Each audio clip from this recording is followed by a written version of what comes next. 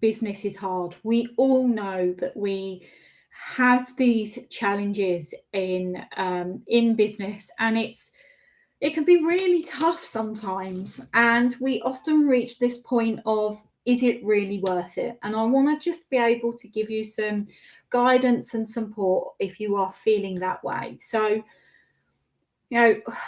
when we think of great leadership, we often picture someone who is charging forward, tackling tasks head on, working harder than anyone else in the room. But the truth, this is only 20% of the picture.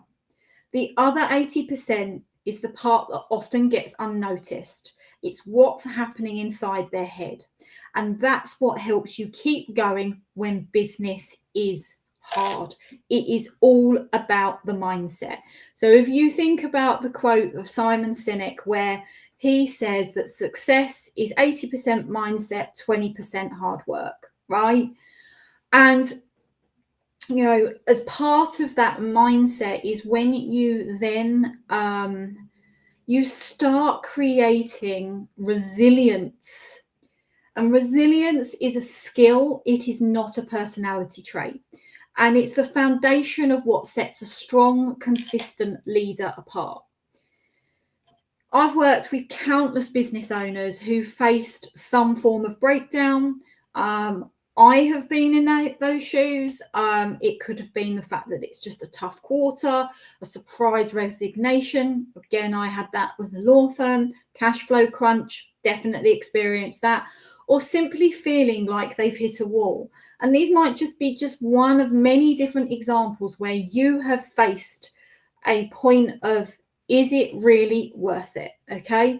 And what separates the ones who bounce back and go further from those who stall, it isn't strategy. It is the mindset, and your resilience stems from your mindset. So let's explore what it really means to be a resilient leader and how you can shift your mindset from being reactive to being intentional, and the habits that can help you stay grounded no matter what the business throws at you. Because ultimately, we know being a business owner is an incredibly lonely place. It is going to be a roller coaster. That is just the way that it is. And not everybody is built for it.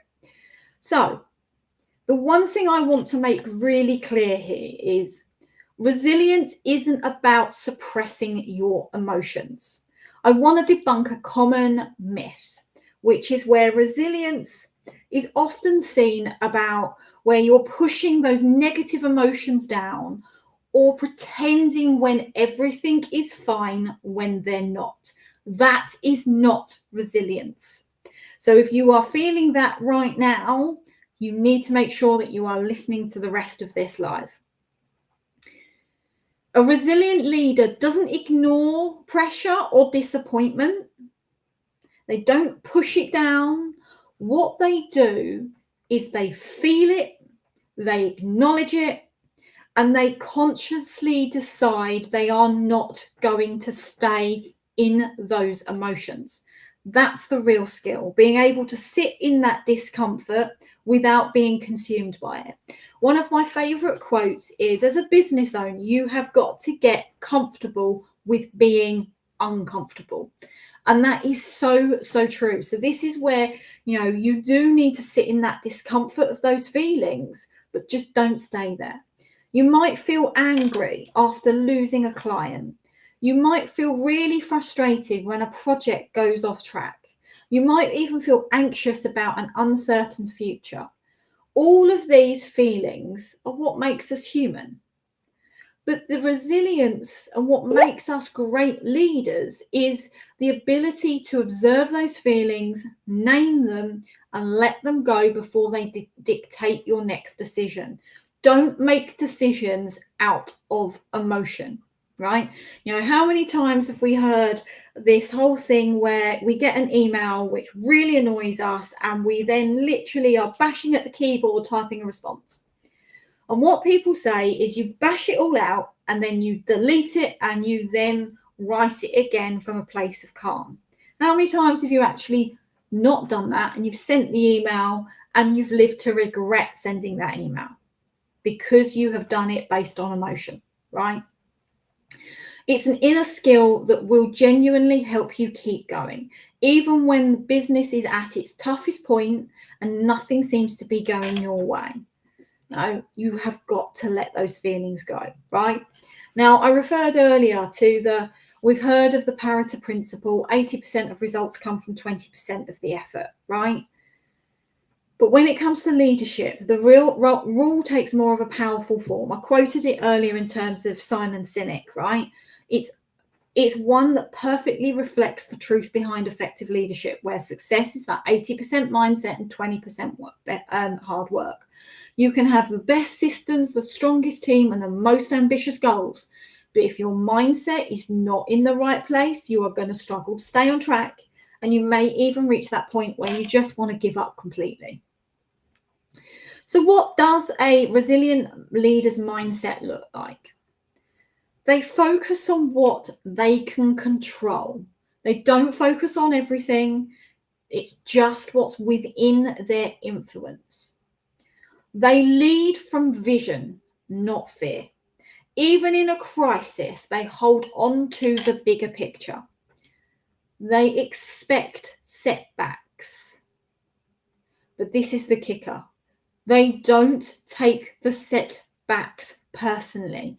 There have been so many times when I have had conversations with business owners when they've had a setback and they take it personally.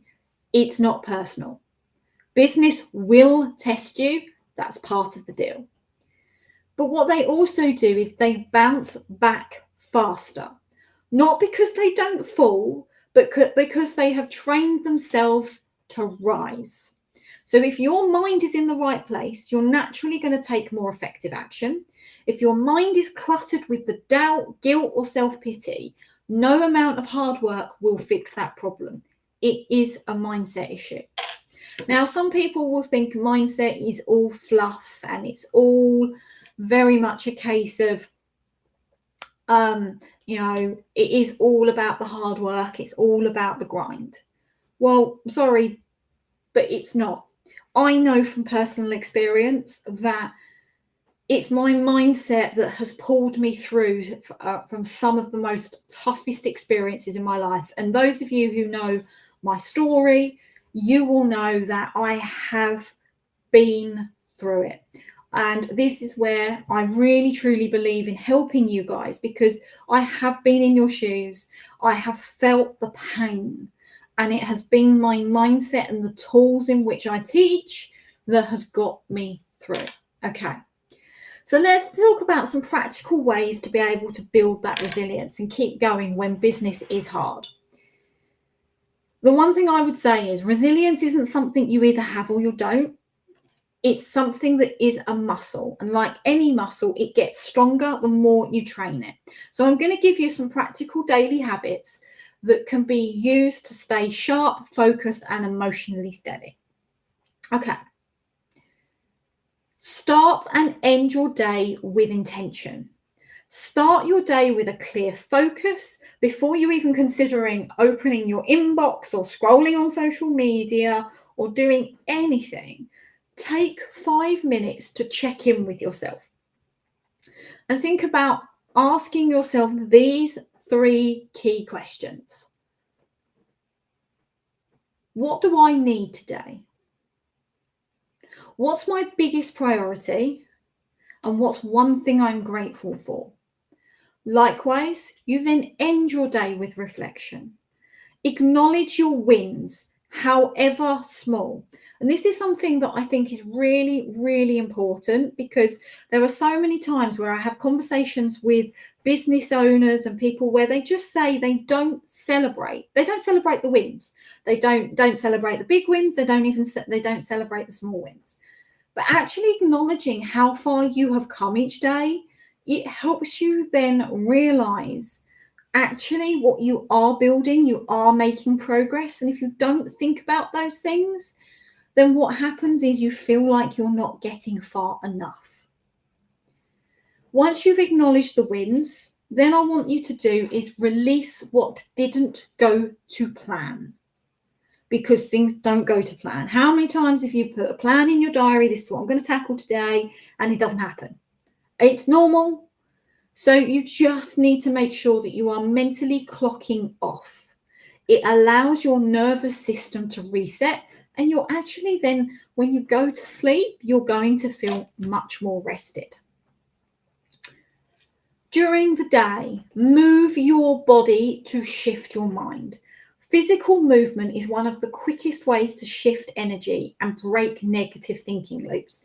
Think about how many of those power poses, right? That you can literally just stand with your hands on your hips, and what a difference it can make to shifting how you feel, right? You don't need to do a full workout, whether it's doing a power pose, whether it's doing 10 minutes of walking, whether you're stretching, or simply just breathing deeply can bring clarity. Ultimately, movement is not a luxury, it is a tool for your mental performance.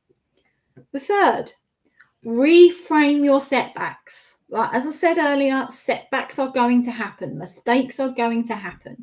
They are an opportunity for change and growth.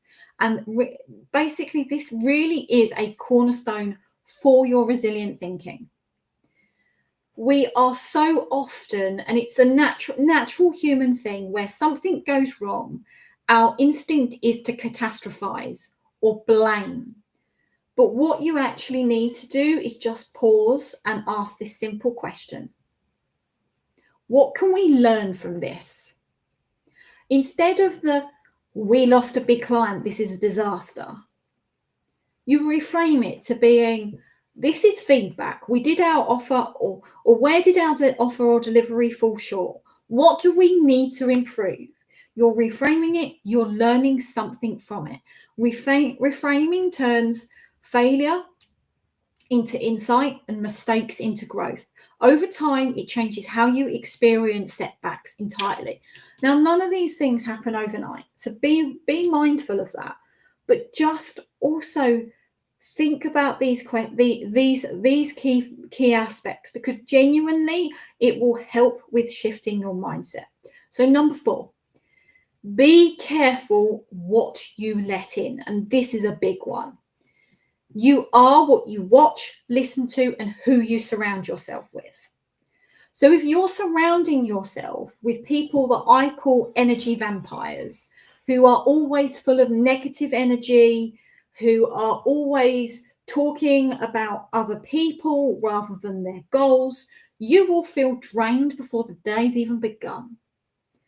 Remember, negative attracts negative, but when you deliberately fill your mind with positive, constructive inputs, whether that's reading uplifting books, having inspiring conversations, or spending time with the people who energize you, it strengthens your mindset. This is about consciously choosing what fuels you and what depletes you. 5, quick focus resets. You don't need to sit cross-legged for 30 minutes to benefit from resetting your mind. Throughout your day, create some simple opportunities to reset your focus. So it could simply be one deep breath before opening a difficult email, a pause before speaking in a tough conversation, a quick scan of your body for tension at your desk. These micro moments can bring you back to the present. They stop you reacting from emotion and help you respond with intention. Remember, leading others starts with leading yourself. Your team don't need a perfect leader. They need a present one. Someone who shows up with calm authority even when things are tough. Someone who owns their mistakes, resets quickly, and moves forward with clarity. It is not about being perfect, because there is no such thing. But what you do need to be doing is you need to be leading with example. And to do that, you've got to be able to lead yourself first. Resilience isn't a set it and forget it skill. It's something that you work on daily. It's the difference between snapping at your team or coaching them, between spiraling after a setback or adjusting your plan, between burning out or staying in the game long enough to see your vision through. You can do it, and resilience, your mindset, is the key. But remember, you're allowed to feel it. Just don't stay there, right? So many of us, we feel like we have to power through and we have to do it alone. And that showing any emotion of frustration, anger, disappointment, upset might appear like you're weak. Or even that if you admit that the feelings, that things are hard, it means that you might not be cut out for this. Nothing could be further from the truth. Being a resilient leader means feeling the pressure and continuing anyway. But it means showing up even when it's uncomfortable. It means admitting, this knocked me, but I am still choosing to rise and keep going. So if you're in a tough spot, the solution isn't to push harder. The solution is to reset your mindset so you can keep going even though it's hard right now. So are you ready to strengthen that resilience? Or have any of the things that I've shared with you resonated with you? Ultimately, you can't lead effectively if your own mindset is working against you. That's why so many of our clients start with a free strategy session, which is a focus call to help you step back, get clarity, and identify what's really holding your business back. It could be mindset, it could be other aspects within your business, but let's have a conversation to find that out. Whether it's navigating a challenge or simply you need space to refocus, this session, I guarantee, will give you expert insight into your business's performance and what needs to move forward. So what needs to be done to be able to move you forward with confidence. So if you are interested in having a strategy session with me, all I want you to do is comment the word leadership and we can then have a conversation. I was going to use the word resilience, but it's a bit more of a harder word. So let's stick with the word leadership. And I really hope that some of the insights that I've shared with you today is going to make a huge difference to you, your mindset, and how your business grows. I would love to share some more insights with you. So make sure you get yourself booked in. Just simply comment the word leadership and we can have a conversation. I will see you all again next week.